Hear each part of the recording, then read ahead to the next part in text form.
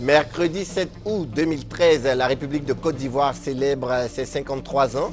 La cérémonie officielle s'est tenue au palais présidentiel au Plateau. Défilés, prises d'armes et décorations de personnalités étaient au menu.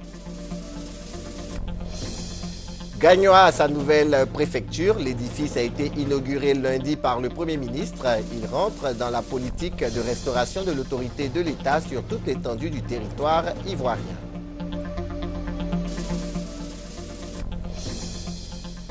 Et puis Abidjan, désormais jumelle de la ville de Nice en France. Après la signature de l'acte de partenariat, le maire de Nice s'engage à aider Abidjan pour les Jeux de la francophonie de 2017.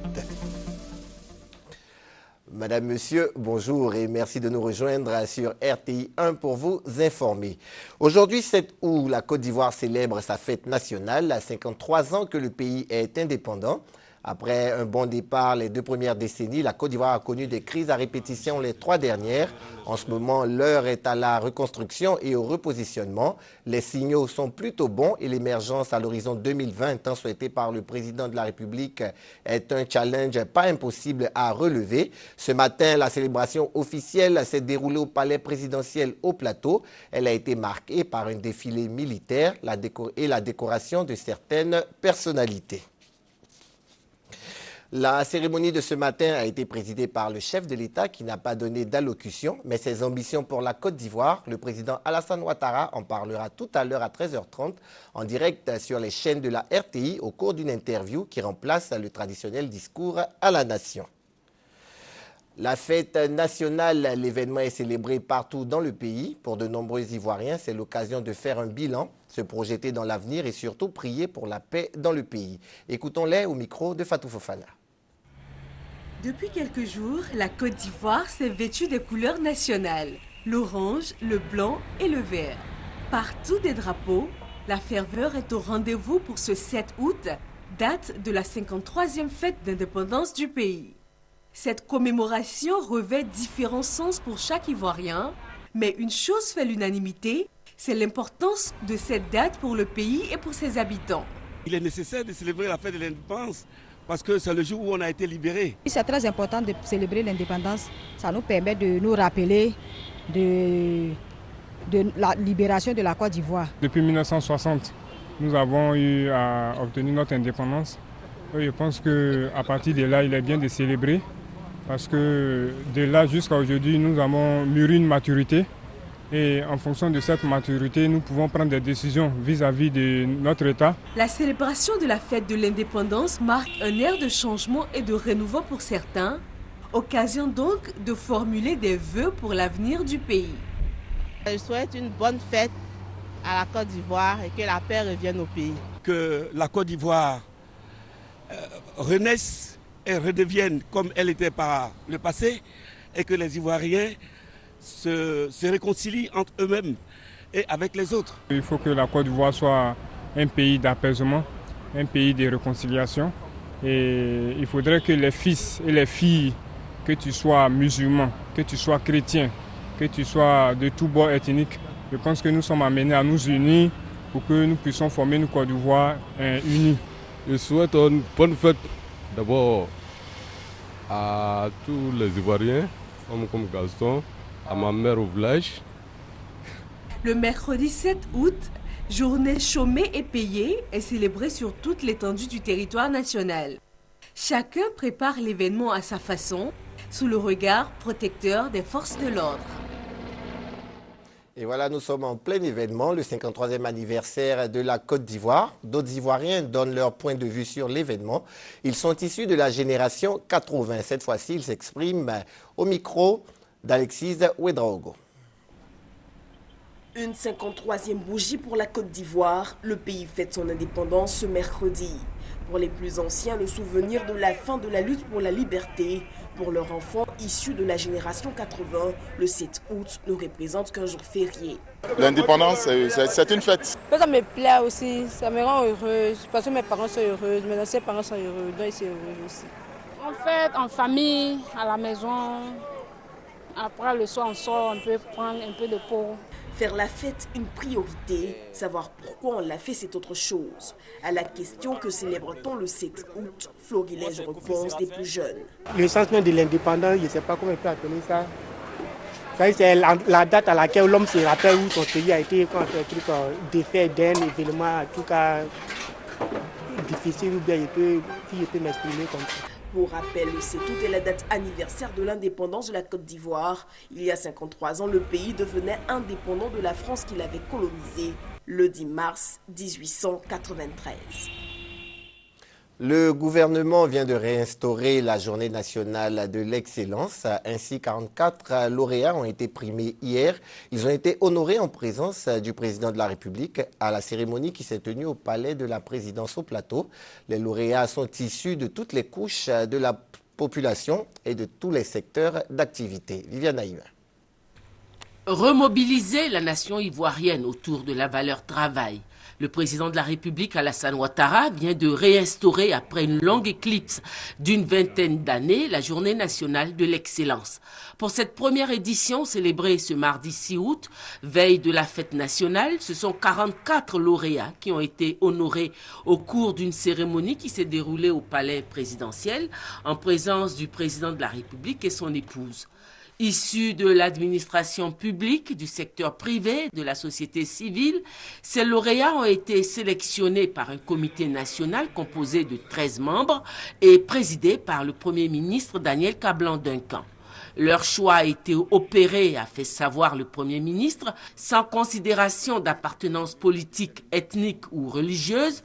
Le seul critère de sélection, le travail et le mérite. La sélection des lauréats du jour a été opérée par le Comité national de la journée de l'excellence que j'ai eu l'honneur de présider suivant une procédure rigoureuse que je me fais le devoir de brièvement vous exposer à présent. En relation avec les différents responsables des ministères, du secteur privé et de la société civile, ce comité est parvenu à déterminer l'intitulé exact des prix d'excellence dans les différents domaines d'activité retenus, définir les critères de sélection et la grille d'évaluation, adopter une méthodologie pour la sélection des lauréats. 44 lauréats ont été retenus dans les différents domaines. Ils ont été sélectionnés notamment dans les domaines de l'éducation, de la santé, de l'agriculture, de la sécurité, de l'emploi, de l'environnement, de l'industrie, des petites et moyennes entreprises, de la culture, du tourisme, des technologies de l'information et de la communication, de la planification du développement, de la gestion économique et financière, des sports, de la réforme administrative, de l'enseignement supérieur, de l'entrepreneuriat jeune et féminin. Ces 44 méritants sont de divers domaines d'activité et sont aussi bien des adultes que des jeunes, car le mérite n'a pas d'âge. Les lauréats ont reçu les félicitations du président de la République qui a décerné à chacun un trophée, un diplôme et une enveloppe contenant une prime de 10 millions de francs. En outre, ces 44 primés seront les invités d'honneur du président de la République lors de la célébration officielle ce 7 août du 53e anniversaire de l'indépendance. Le président de la République a engagé les lauréats de la nation à être les ambassadeurs de l'excellence au sein de la société ivoirienne. J'ai un profond respect pour le travail bien fait, donc pour l'excellence et le mérite. Je mesure les efforts que vous avez dû déployer et les sacrifices qu'il vous a fallu consentir pour mériter ce grand honneur que la nation vous rend ce matin. Aujourd'hui, vous êtes les meilleurs dans vos domaines respectifs. Le défi qui s'offre à vous est de créer les conditions de la transmission de votre savoir-faire afin que la société ivoirienne fasse un bond vers l'excellence. Nous devons œuvrer chaque jour à l'avènement d'une Côte d'Ivoire plus forte et plus prospère. La cérémonie a fait un standing ovation au Premier ministre Daniel Kablan-Duncan. Le président de la République lui a décerné le premier prix d'excellence. La dernière journée nationale de l'excellence remonte à 1997. Le président Alassane Ouattara a expliqué qu'il s'agit de relancer ce prix initié par l'ancien président Henri Konan Bédié dans le but de célébrer et promouvoir les meilleurs au niveau national. Suivons la réaction de quelques lauréats. C'est un sentiment de joie et de reconnaissance. Je rends grâce à Dieu. Je remercie le président de la République et tout son gouvernement, et particulièrement Madame la ministre Anne Oloto. Je voudrais dédier ce prix à toutes les femmes compétentes de Côte d'Ivoire et bien sûr les hommes. Je souhaite que ce prix soit perpétué. Je parie qu'on aura plus de femmes qu'aujourd'hui, parce que toutes les femmes sont compétentes. Je me sens très ému, très content, non seulement d'avoir eu mon CEP avec une grande moyenne, et aussi d'avoir vu des personnalités comme le Premier ministre et le président et aussi la Première dame. Recevoir le prix d'abord, c'est une fierté pour moi, une fierté. Je suis très heureux parce que ce n'est pas donné à n'importe qui de se retrouver lauréat. Hein. Bon, je suis heureux et ça m'encourage encore plus à pouvoir continuer sur ce chemin-là. J'étais très honorée et c'était aussi une grande fierté pour moi de recevoir ce prix. Je peux leur conseiller d'écouter leurs parents, de suivre les conseils des adultes, des professeurs et aussi de persévérer dans l'effort. Bon, vraiment, je suis émue. Ça, c'est la première des choses. Et vraiment, ça m'encourage à être toujours la meilleure dans tout ce que j'entreprends. La cuisine aujourd'hui compte beaucoup dans le développement du tourisme. Et que même nous pouvons attirer beaucoup de touristes ici en Côte d'Ivoire, rien que pour la cuisine. Et pour ça, je dis bravo à notre ministre de tutelle. Et ce prix, je dédie aussi à tous ces Ivoiriens, à toutes ces Ivoiriennes qui sont passionnés de cuisine. Et qu'en Côte d'Ivoire, nous avons une richesse culinaire mais incroyable. Ce prix récompense tout ce qui a été entrepris depuis bientôt 7 ans pour améliorer l'environnement d'Assini, la santé des populations, la sécurité des populations. Et je crois que toute la population d'Assini sera très honorée quand je lui présenterai dans ce prix du président de la République. Ça fait 50 ans que je suis en Côte d'Ivoire, donc je me considère vraiment comme une vraie Ivoirienne. Et j'essaie d'inculter ce qu'on a comme connaissance dans le domaine. Donc ce prix qui nous a été décerné par Monsieur le Président de la République, c'est vraiment un grand honneur. Représenter valablement son pays, c'est déjà quelque chose d'honorable. Mais après avoir une telle reconnaissance, c'est quelque chose qui fortifie en nous cette flamme-là que nous voulons entretenir. C'est pourquoi d'ailleurs ce trophée, je le dédie à tous ceux qui se battent, à tous les jeunes qui se battent et qui ont envie d'aller plus loin. Je crois que tout est possible et chaque jeune en Côte d'Ivoire peut être à ma place aujourd'hui. Seulement il faut mettre de la volonté, il faut croire à ce qu'on fait. Direction Gagnoa, chef-lieu de la région du Gor, dans le centre-ouest de la Côte d'Ivoire. La localité dispose désormais de nouveaux locaux pour sa préfecture. L'ouvrage, un bâtiment d'une valeur de 112 millions de francs CFA, a été inauguré lundi par le Premier ministre Daniel Kablan-Duncan et financé par le programme d'assistance post-crise. L'action rentre dans le cadre du projet de restauration de l'autorité de l'État sur toute l'étendue du territoire. Le reportage de Léon Brou. Enfin, des locaux propres à la préfecture de Gagnoa. Un bâtiment de niveau R+1 comprenant 20 bureaux et une salle de réunion tout entièrement équipée. Coût de l'ouvrage, environ 112 millions de francs CFA, dont 11 pour l'équipement sur fonds de l'État, le reste un financement de la Banque mondiale. Ce joyau architectural, donc la preuve de la restauration de l'autorité de l'État gagnois pour le maire et le préfet de la ville. Il consacre en effet la fin de l'occupation par la préfecture de locaux appartenant à d'autres entités. Au-delà de cet aspect, indique le maître d'ouvrage, le coordonnateur du projet d'assistance post-conflit, c'est le symbole de l'unité et de la cohésion retrouvée. Ce chantier a regroupé plusieurs jeunes venus d'horizons divers et la structure des chantiers écoles a permis de développer chez ces jeunes la cohésion et la solidarité avec un esprit d'équipe qui va au-delà de l'appartenance à un groupe ethnique, politique ou religieux. En plus de la récente réhabilitation du centre hospitalier régional, la nouvelle préfecture de Gagnoa pour le ministre d'État, ministre de l'Intérieur et de la Sécurité, doit être perçue comme la traduction de la volonté du gouvernement à inclure la région natale de l'ex-président Laurent Gbagbo dans le processus de reconstruction nationale. La Côte d'Ivoire en reconstruction ne se fera pas sans Gagnoa. Gagnoa aura une place de choix et une place privilégiée dans la reconstruction du pays pour montrer le chemin de la reconstruction, le chemin de la réconciliation, pour montrer que la réconciliation est un préalable au développement. Quand il prend la parole, le chef du gouvernement informe les populations de la décision de mise en liberté provisoire de 14 proches de l'ex-chef de l'État, dont plusieurs fils de Gagnoa. Un acte de plus qui démontre la détermination du gouvernement et du président Alassane Ouattara à aller à la réconciliation, selon le Premier ministre, qui a encore invité l'opposition à leur emboîter le pas. Il convient d'ailleurs de rappeler que son Excellence M. Alassane Ouattara, président de la République, a fixé 3 axes majeurs à l'action gouvernementale: paix et sécurité, réconciliation nationale et reconstruction et relance économique. Dans le cadre du deuxième axe d'action, je voudrais clairement inviter nos compatriotes à privilégier la table de négociation en dépit de nos divergences, car nous avons la ferme conviction que c'est dans le dialogue que nous réussirons à aplanir ces divergences, surmonter ces obstacles et bâtir ensemble l'avenir de notre pays. Encore une fois donc, je le répète, le gouvernement est ouvert au dialogue et continue de tendre une main fraternelle à l'opposition.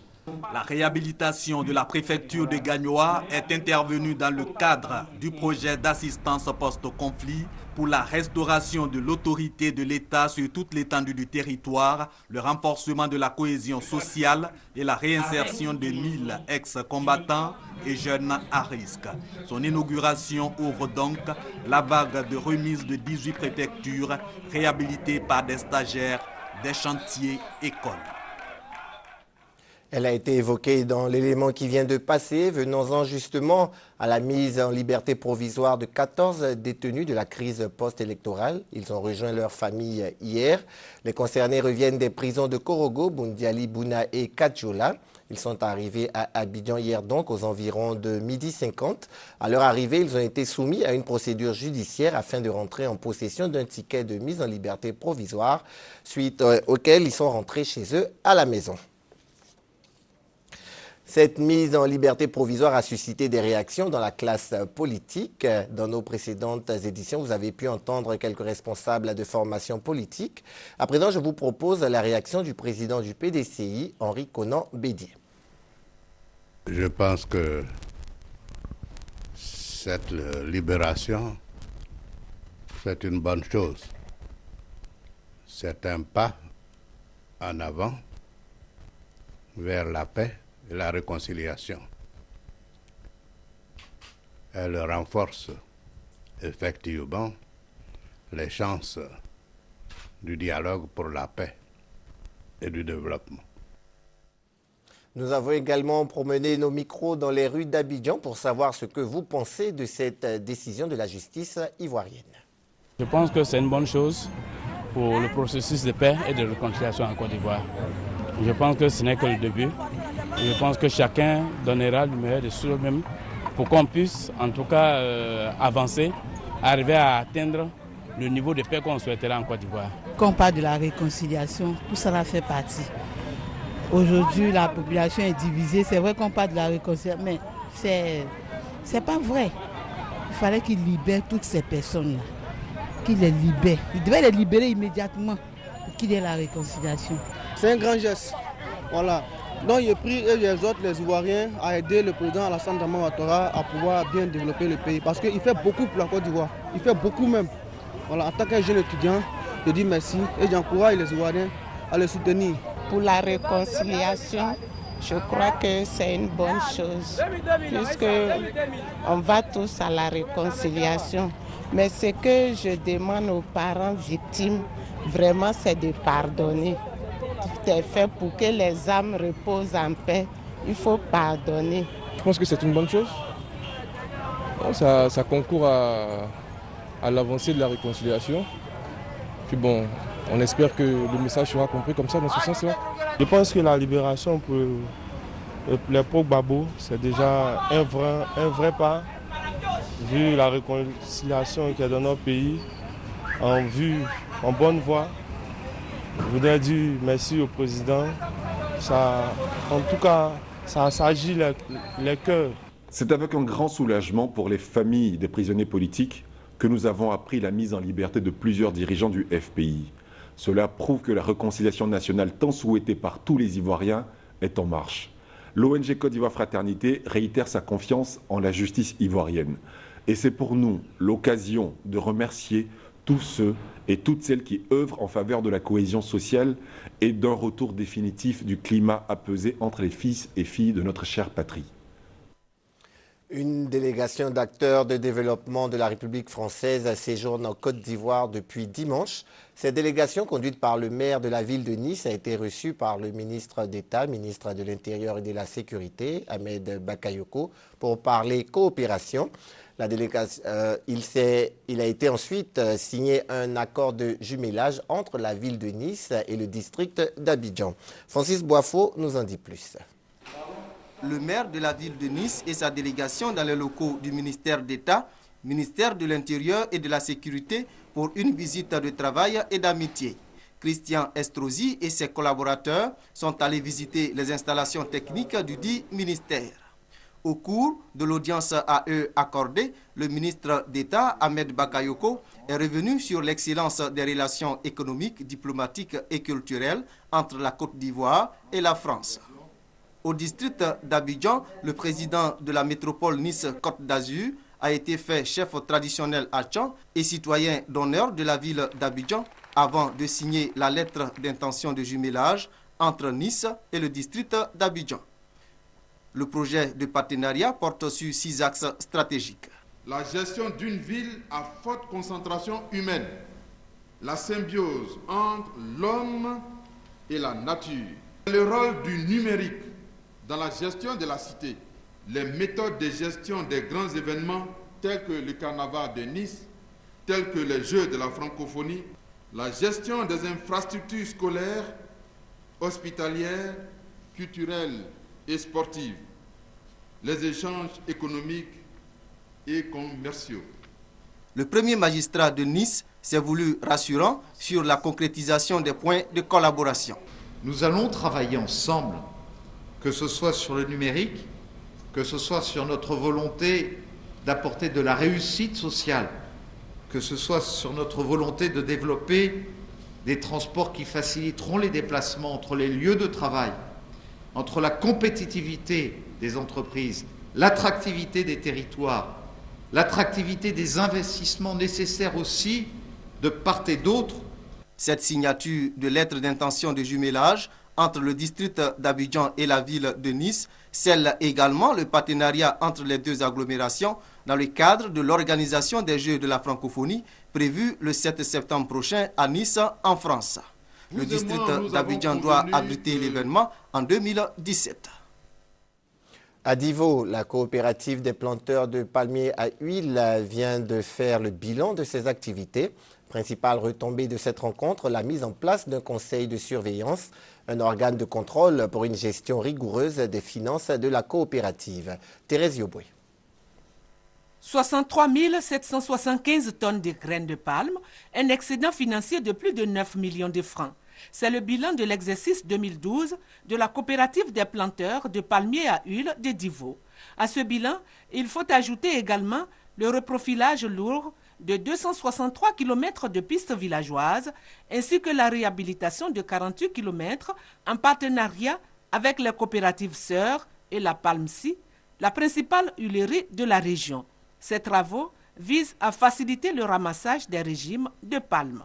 La Copalme Divo a aussi créé une palmeraie de 10 hectares ainsi qu'une pépinière de 10 000 plants destinés à approvisionner les adhérents de la coopérative.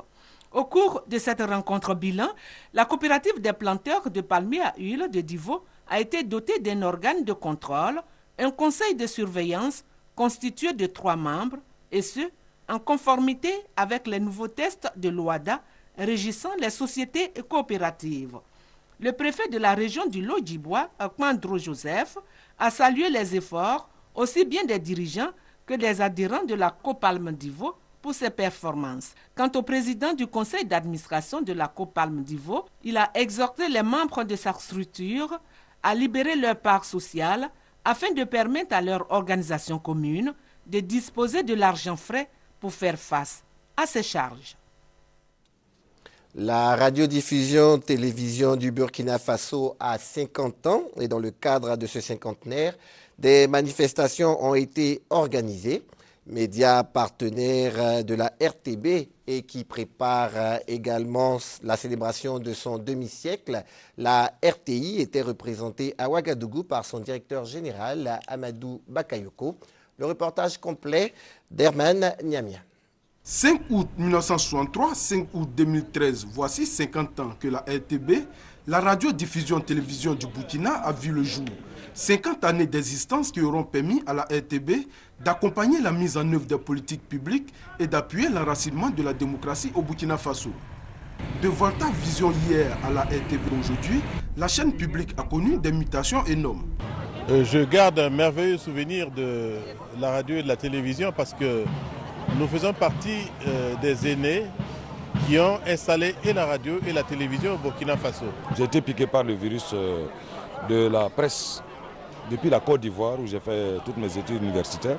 J'ai côtoyé le monde de la presse en Côte d'Ivoire, ce qui m'a donné une certaine envie de faire du journalisme. Avant que nous, on venait à la télévision, c'était par amour, par vocation, parce qu'on aimait le micro avec toutes les conséquences que cela.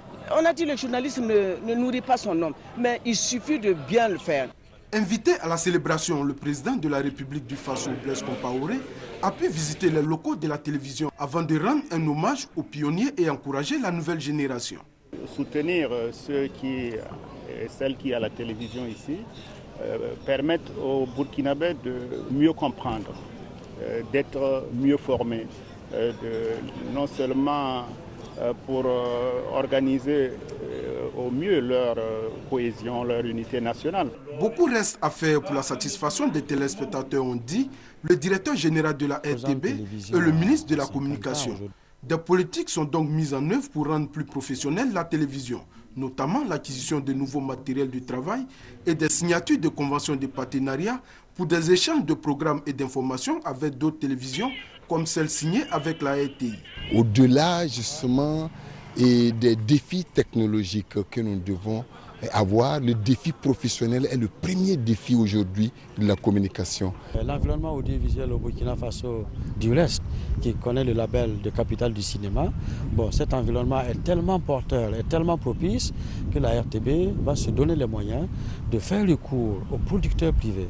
Dans la même dynamique de développement, le Premier ministre du Faso a procédé à la pose de la première pierre du nouveau siège de la télévision burkinabé. Ce bâtiment, qui sera construit sur une superficie de 12 hectares, va coûter plus de 7 milliards de francs CFA.